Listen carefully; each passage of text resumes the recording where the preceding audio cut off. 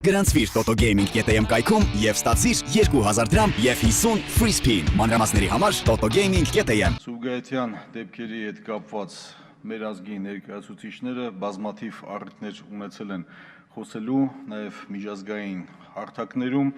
ամենաբարձր խորհրդարանական վեաժողովներում և քիչ առաջ էլ մեր գործընկերների կողմից մատնանշած այն ոճրագործությունները, այն անմարդկային քաղաքականությունը, որը որ վարվել է Ադրբեջանի ամենաբարձր մակարդակով կազմակերպած եւ նախաձեռնած քայլերի հետևանքով, այնուամենայնիվ հաճախ մենք ականատեսն ենք լինում, որ քաղաքակիրթ աշխարհը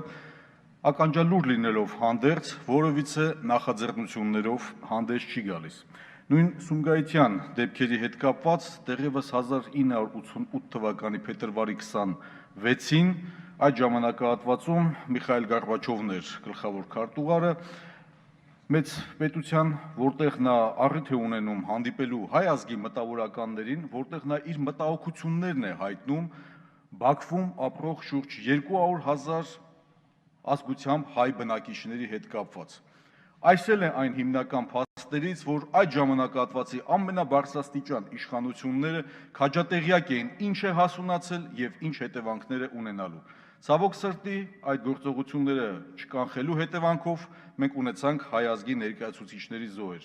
Այն քաղաքականությունը եւ ռոպագանդան, որը որ վարում է Ադրբեջանը, շատ լավ գիտենք, որ Ռամիլ Սաֆարովը ինչպիսի անմարդկային ոճրագործություն գործեց եւ եւս այսպես կոչված քաղաքակիրթ աշխարհը ինչպիսի վերաբերմունք ունեցավ այդ քայլերի եւ գործողությունների հետ կապված։ Քարոզչությունը այսօր էլ է իրականացվում։ Վերջերս ընդամենը Ալիևը իրենց կուսակցության համագումարի ժամանակ իր հայտնի հայտարարության մեջ ինչ ձևի ձևակերպումներով հանդես եկավ, դասագրքերում իրենց երեխաներին ինչպեսի քաղաքականություն են եւ քարոզ են իրականացնում եւ այս ամենը մենք լսում ենք, հետեւություններ անում ենք, աշխարհին իլուր ներկայացնում ենք մեր մոտեցումները, բայց կրկին անգամ հաճախ տեսնում ենք, որ քաղաքակիրթ աշխարհը եւս այս դրսեւորումների նկատմամբ լինում է լուր։ Ինչ է մնում եւս հետեւություն անել, բայց միևնույն ժամանակ քայլեր ձեռնարկել։ Հարգելի գործընկերներ, ինքս պատիվ եմ ունեցել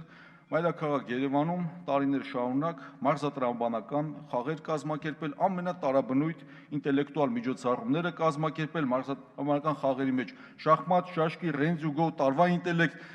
այս է մեր տեսակը, մեր ազգային բնութագիրը, որը որ մենք տեսնում եւ ներկայացնում ենք ոչ միայն մեր երկրում, այլ մեր երկրից դուրս, բայց եկեք սրան զուգահեռ նաև մեր դպրոցներում եւ առհասարակ մեր երկրի որպես քաղաքականություն որդեգրենք, որ հարևանը ինչպիսի քաղաքականություն է վարում, ինչպիսի մոտեցումներ ունի եւ պետք է մեր դպրոցականներից սկսած, պատանիներից վերջացած նաև մենք փորձենք ներկայացնել մեր դառը իրականությունը եւ կռվել սովորացնենք, կրակել սովորացնենք։ Սա ամենակարևորագույն մոտեցումներից եմ ես համարում։ Մեր հարևան ազգում ամենաբարձր մակարդակով ներկայացնում է